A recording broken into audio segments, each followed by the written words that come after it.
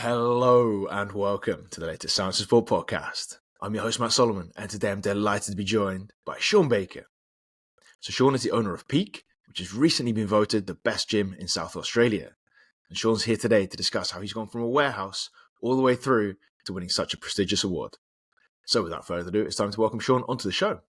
So Sean, welcome to the Science of Sport podcast. It's a pleasure to have you here. Thanks so much for having me, mate. It's a public holiday here. I've cleared the kids out of the house so that I'm all yours. There's no interruptions. Excellent, mate. Excellent. That's what I like to hear. Good stuff. Good stuff. So, can you give us a quick introduction as to who you are and what you're up to until now? Yeah, so my name's Sean, obviously. I am an ASCA Elite Level 3 coach. I've done my master's degrees in exercise science, and probably for the better part of 13 years now, I've been working in the strength and conditioning industry. And what you'll find is over here, and I'm sure it's probably the same over there as well, is that, particularly on the way up, a lot of the work that you do is part-time or lowly paid. So lots of irregular hours, and you have to find creative ways to, I guess, make ends meet. And, to support myself throughout this journey, particularly over the 13 years, I've done some private work on the side, and that's culminated in the creation of the PEAQ Performance Centre. That's PEAQ. It's an acronym, actually. It's not that I just can't spell. So we say periodized, evidence-based, applied, and qualified conditioning coaching. Really fortunate to be sitting here with you today, mate. Looking forward to having a chat. Excellent, mate. Excellent. And obviously, this comes off the back of you guys winning a pretty prestigious and cool award. So can you take us through that one as well?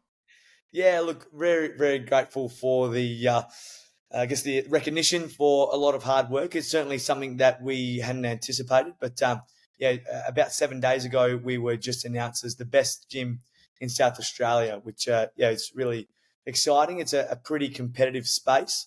We do have, obviously, the niche of having a bit more of a strength and conditioning based approach to our training and coaching. And a lot of what we do is aimed at athletes of all levels, but certainly we do manipulate that to be appropriate for everyday warriors, juniors coming through and everything in between.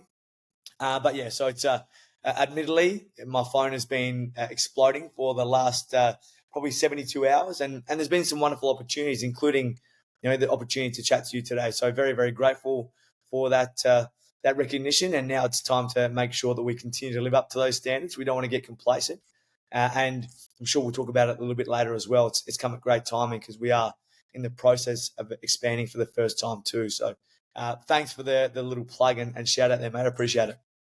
Oh, my pleasure. My pleasure. So before we get into all of that fun stuff and how do you structure your sessions and how do you make it the best possible gym, why did you get into this? So what led you to wanting to create your own gym? You're a strength and conditioning coach. You do some bits on the side. That's a pretty big leap from I do some coaching and some PT to I'm going to be a gym owner. So how did you make that step, and why did you think that was a wise idea? Yeah, it's a really interesting one, and admittedly, I absolutely fell into it. So, as I sort of alluded to, and I know we are limited for time, so I won't go through the whole story, but as I sort of talked about before, lots of part-time jobs and roles and internships along the way. Maybe over 7 to 8 years of that was in football, Australian rules football over here. First of all, starting at Sandford clubs, which is like a state league level, then progressing on to AFL level, but again, always working in maybe the development aspect or the next generation pathways and so on and so forth. I did a lot of work in cricket as well. An opportunity came to work with the Dunedin Cricket Academy and travelled overseas. So I worked in India a few times, which was fantastic. I got to the end of 2018 and I thought to myself, I felt that I'd put in this pretty impressive apprenticeship. I'd done all my accreditations, had a master's degree, I'd worked all this time. I felt like I was on the right track.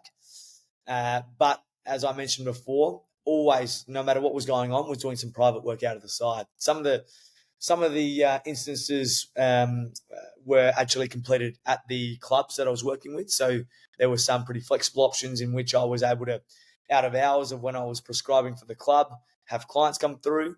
In some of those more professional settings, so say, for example, at Port Power, I certainly wasn't able to bring clients in there, so I would subcontract around the corner. Got to the end of 2018 and I went to my supervisor, Ian McCowan, at the Port Adelaide Football Club, who's obviously a a superstar of a man, and I keep in contact with today. He's over with Philadelphia in the NHL at the moment. But I said to him, mate, is there an opportunity for me to try to push a little bit harder and maybe get something that's a little bit more solid? I was starting to try to think about a house, a wedding, a family. We were still renting. There were times there where I bounced back and lived back with my in-laws. And he said, look, unfortunately, there's just nothing at the moment. It's really great from an organisational perspective, but I understand that from an individual perspective, it's no good. And admittedly, there's probably aspects of your role that we could move on to interns if we really need to. So I remember leaving pretty flat, but I was appreciative for his honesty. So then I went out and applied for every job under the sun in every country in the world, and went through a few processes and through some of the connections I'd made through travel. I went down the lines of interviewing for a job in China to work with some basketball in Beijing. I got to the point in which they offered a contract, and I guess probably selfishly of myself, I was like, here we go, this is it, my first full-time gig when I head over. But I am fortunate enough to have had a partner since I went to high school, my high school sweetheart, essentially. And we're married now with a couple of kids. But at that point in time, I went and told her, and she just looked at me and she's like, mate, like, I don't think we can do it. So we gave ourselves about 2 weeks to weigh up the pros and cons. And at the end of the day, having reached out to guys like David Joyce and some other, highly accredited coaches who have been to China, I heard some mixed stories. Some guys loved it, which was fantastic. Some had maybe some cultural challenges. And I just imagined heading over with my partner, her being cooped up in a room, having sort of no prospects in a non-English speaking country. So we sort of came to this fork in the roads and said, okay, let's give ourselves two options. We are either going to move overseas for this opportunity, or let's try to open our own little private facility. And we took the latter. And very fortunately enough, obviously with everything that's happened from a success point of view, which has been great, but also knowing that, that was only maybe a year or two before COVID hit. So we might have been in a sticky predicament if we'd headed over to China, to work over there too. So I think everything happens for a reason. So a very, very long-winded answer to your question, but we fell into it. So we found a warehouse on the lease, and away we went.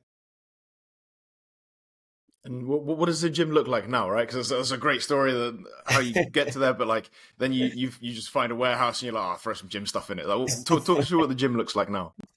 Yeah, look, again, and I'm not going to try to pretty it up here. A lot of it was just making it up as we went. I probably was naive, but I'm really glad that I was naive in that sense.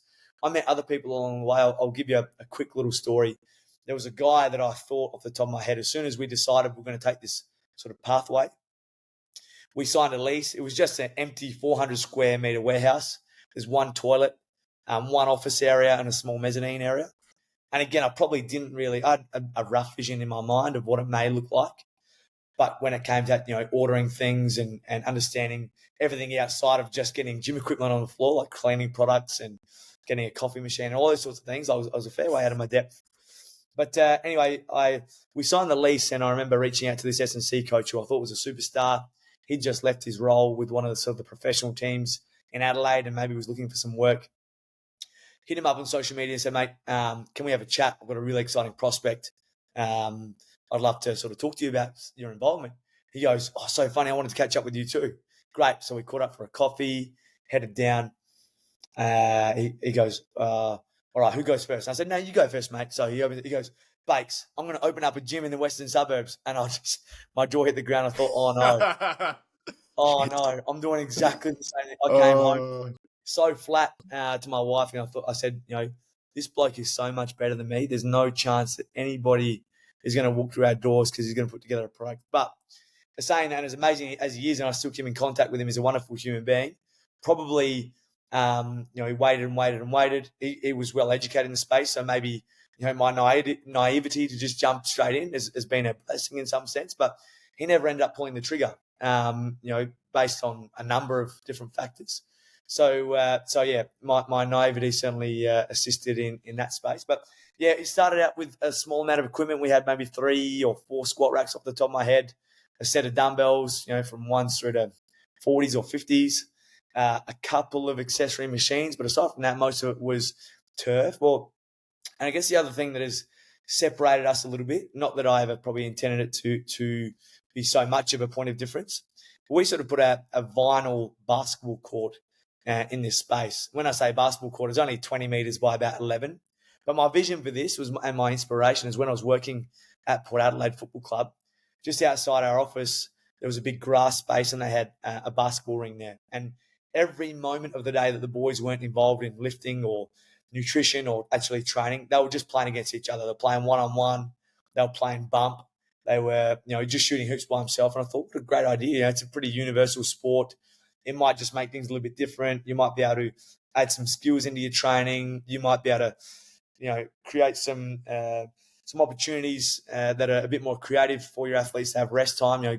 Go shoot 5 free throws in between sets of squats as opposed to, just sitting down and doing nothing. So we put that in there. And also we wanted to utilize that space for like 20-meter sprint, yo-yo tests and those sorts of things too. And that was pretty much the crux of it.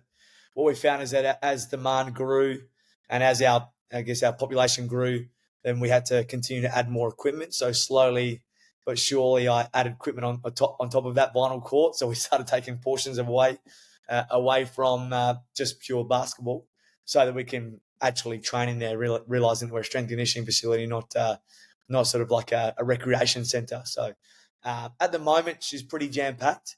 But as mentioned before, we're building a space that's about 4 times the size, a couple of minutes away, and we'll pick everything up and move over there in the next couple of months.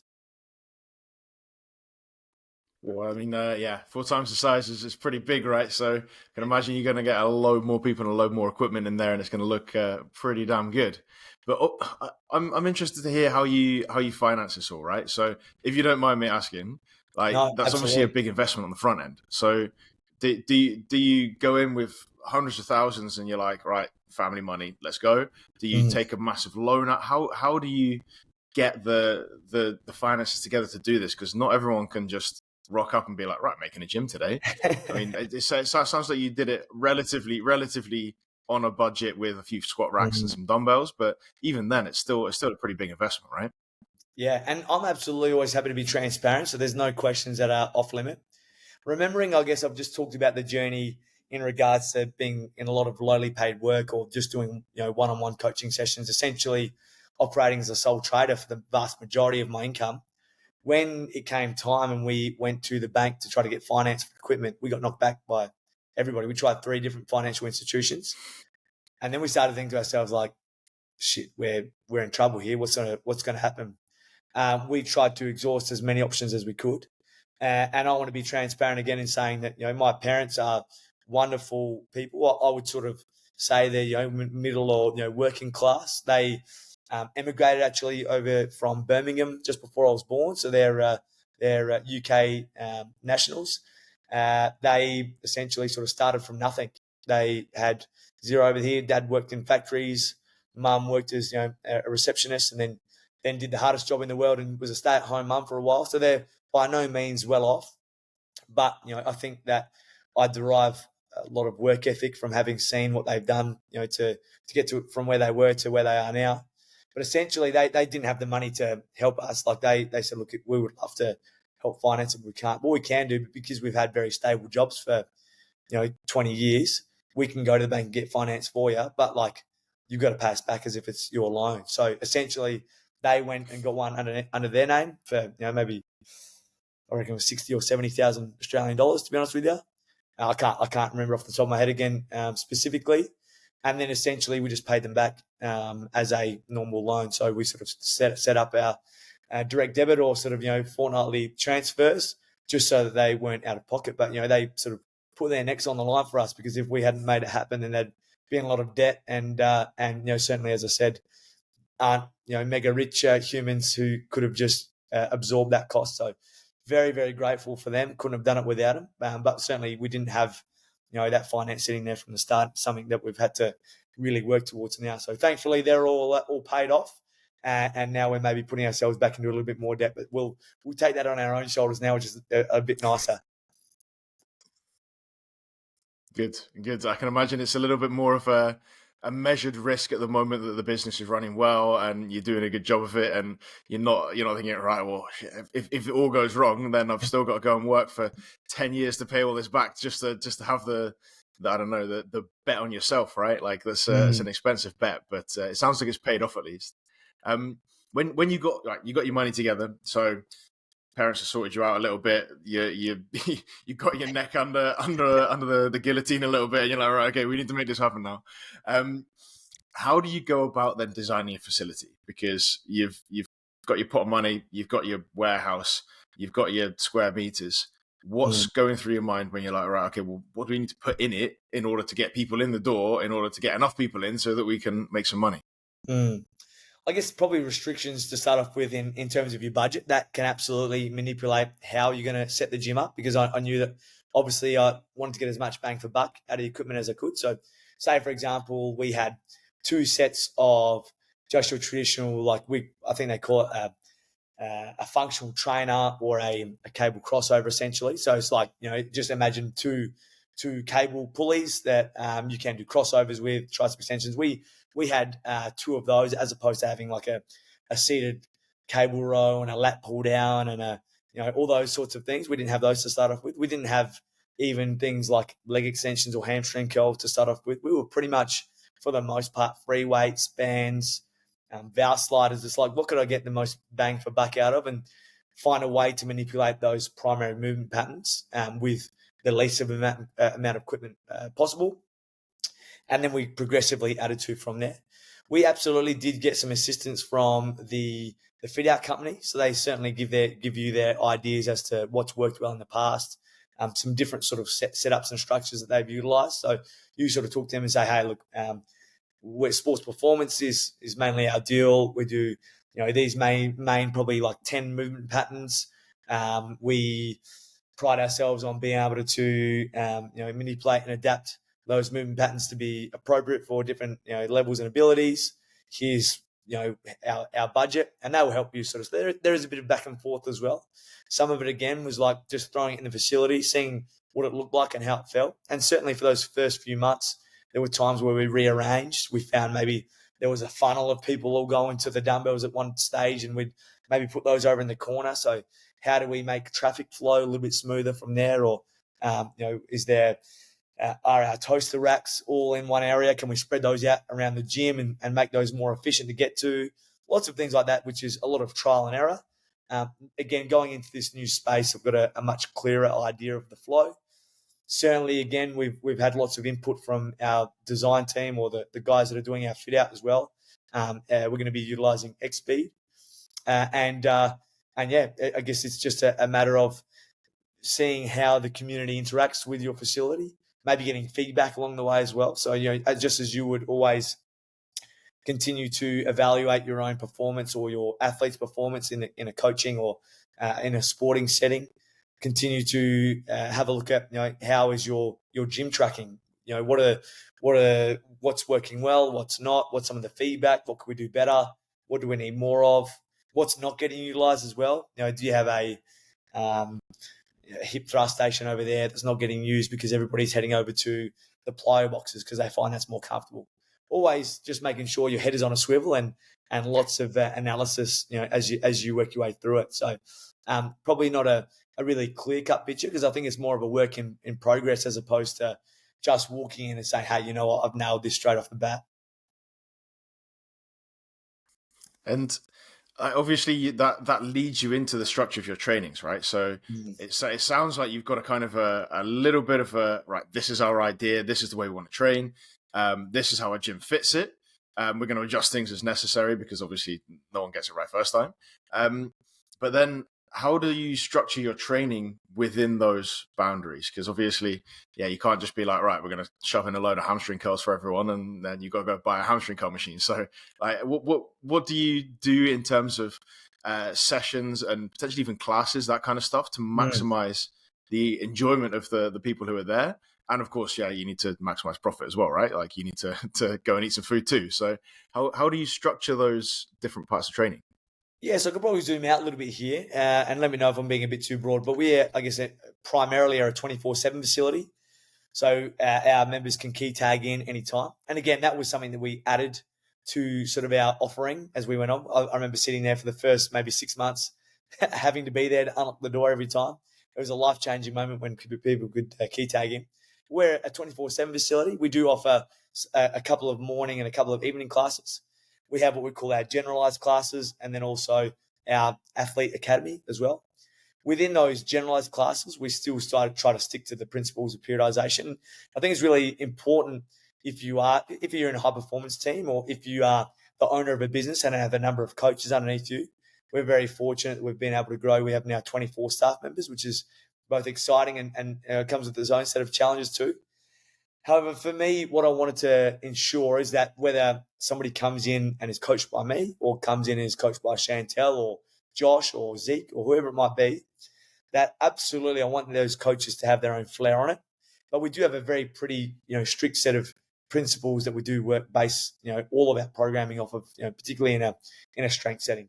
So I'm happy to say here, because I actually came over to the UK in August and presented on a systematic approach to programming at the UK SCA, which was a really great experience. But we essentially program the vast majority of all of our programs, whether you are a 10-year-old or a 35-year-old cricketer trying to prolong your career. From a lower body perspective, is squat, hinge, lunge, and thrust. From an upper body perspective, people say push and pull, but I think that a vertical push and a horizontal push are very different to a vertical pull and a horizontal pull. And then from a trunk perspective, this is where we have some differing opinions at PEAQ, which is great. Some people will flesh this out and say, anti-rotation and anti-lateral flexion and anti-extension. I just will probably generalize that into the brace category, bracing, and then rotating. So they're our big 10. Once we've nailed those big 10, depending on how many times the person's coming down per week, then we add in the appropriate sort of accessories. So for your hinge patterns, we want to make sure that that's complemented by some sort of knee dominant hamstring. For your thrusting patterns, often we like to complement that with some abduction, so you get some lateral glute work in there as well, and so on and so forth. So that's how we, I guess, help to keep consistency across the board. You can look around the gym at any given moment. Pretty much that's what you'll see in some circumstance. From the coach's perspective and flair, is, I guess, using their intuition and their coaching eye to decipher which one of the exercises in that continuum. So out of the squat continuum or the hinge continuum, where does your client or athlete sit in terms of ability, time of season, what they're trying to get out of it as well. So that's where, I guess, that consistency and some of that that principle and foundations of what we do comes from. We tie that over into our strength classes as well.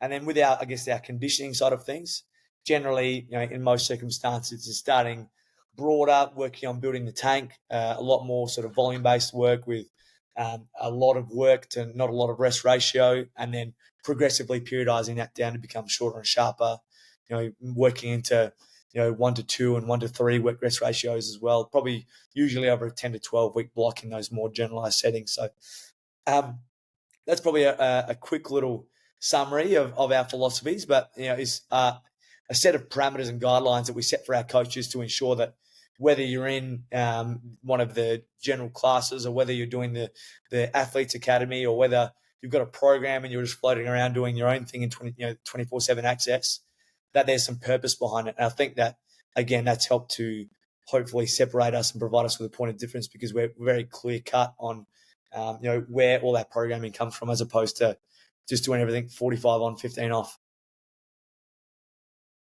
Yeah, I can imagine it's a little bit of a differentiating factor when you've got a high performance mentality next to the facility to be able to do it, right? Like, I don't know, a boot camp style session's great, but then you might as well be outside enjoying the sun. Get your kettlebell swings in and then go home, right? Nothing wrong with that either, but it's a different mentality. When we take all of this and try to make it practical, right? So I'm interested to hear like what a session with you would look like. So you've taken us through the general structure. Can you take us through like a specific session, maybe from the warm up all the way through to cool down or conditioning, whatever? What are you going to do if I come into the gym and I'm like, right, I need to get big, strong, and fast? What does a session with you look like? Yeah, generally to start off with, it's initial assessment. And again, each coach has a slightly different spin on what that looks like. But for the most part, we've got our valid force decks. We've got a force frame there. We have timing gates, all those little specky bits and pieces. And generally, again, we've got a bit of a menu of tests that we go through. For the most part, at the moment, as a generalization, in most circumstances, I'd say you do a counter movement jump on the force plates for me. You would go through. We used to do a lot of iso mid-thigh pulls, but since doing some work with Shane Lahane, he was one of my peers in the ASCA Elite Level 3, and I've got a lot of respect for what he does over there in Sydney. We do a lot of like belt squat isos now. So we went and invested in the portable sort of setup from Veld. So you put the frame on the floor, you put your plates in. We take the belt off the belt squat that we have and utilize that, which is a pretty cool measure. So we're probably just developing some norms there.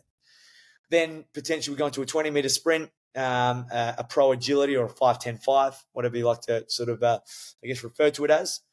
And then generally from there, it may deviate depending on what type of athlete or what your outcome is. We might do some capacity tests. So it might be a body weight single leg hip thrust to failure potentially on each side and see if there's any asymmetries there. Have a look at, at what point they start to lose their technique. We might do some supine row holds and those sorts of things. Some people still do traditional 1RM bench press or bench pull, which may be appropriate. I probably have deviated away from those a little bit more recently because I guess I'm always looking for how we're going to utilize that information afterwards. And often I probably, maybe with some, percentage prescriptions can utilize that, but more often than not, won't worry about that too much. And then some sort of capacity test at the end. So that could be, we're pretty fortunate to have a running track that's across the road from us as well, which is a sort of a state level running track. So we might head over there and do a time trial. Some people maybe just do a 5-minute all out calorie effort on the assault bike or something like that too. So you do your initial assessment. From there, then it would be moving into, you come in, we go through a bit of a ramp warm up in our next session. Generally, you might come in and just roll the legs over on the bike to get the heart rate up to start off with. We go through some activations. And again, it can be very dependent on outcomes, dependent on ability. But you might look like the vertical integration approach. We might do some rate of force development stuff to start off with. So maybe you come in and we're doing some box jumps or some chest passes or some sled pushes or some wall drills, something along those lines. Then into your strength block, whatever that might be. We've been playing a lot with some triphasic training recently, just because there's a reasonable amount of research behind it. It seems to be a reasonably sort of popular training protocol at the moment, and also it's a great platform for us to be able to, I guess, play around with these principles in a private setting, so that maybe we can have more confidence in a professional setting as well. So, and then if we have time, maybe some capacity work at the end. If you're coming in for a group class, it's a very sort of similar setup in terms of you maybe come in and sit on a foam roller or do some activations. Then the coach will call you in. He'll run you through the session on the TV screen, whether that's conditioning, strength, power, and then we'll do a quick little warm up and sort of jump out into it as well. Those sessions usually are only sort of about 45. And then for our academy, that is like a small group setting with a bit more of a personalized approach. So same again, your first session, you'll go through essentially that testing protocol that we just talked about. Then from every session there onwards, we come in, we do a bit of a group warm-up. It's probably been popularized a little bit like by Athletes Authority in a similar model to that. They do a group warm-up, then everybody breaks out into their individualized programs. On the back end, I'm completely transparent in saying that to make our job a little bit easier, we have sort of 6 subgroups based on age and ability. And then what we generally do based on the testing data is allocate somebody into that subgroup and then make the individual adaptations to that, just so that we're not having to write that completely new program every single time. Same again, we think that the foundations or 80% of the program that we're implementing with most people will be, those big 10, just understanding which of those variations, and then maybe you may maybe are working on more horizontally orientated force production if you're working with a track athlete as opposed to a netballer, for example, and so on and so forth. So they're probably the 3 main ones. The first one I talked about there was one-on-ones. Second one was group classes, and third one was the Athletes Academy. Absolutely excellent, mate. I think that's a really interesting insight into how you've made it all work from the beginning all the way through to the specifics as to how you got a good client base now and how you can then obviously take it on to the next level in a new facility. So, Sean, massive thanks for your time and effort today. Where can people find a little bit more about you and where you're up to or what you're up to? Yeah, thank you. So from a business perspective, if you jump on Instagram, it's PEAQ Performance, so PEAQ Performance.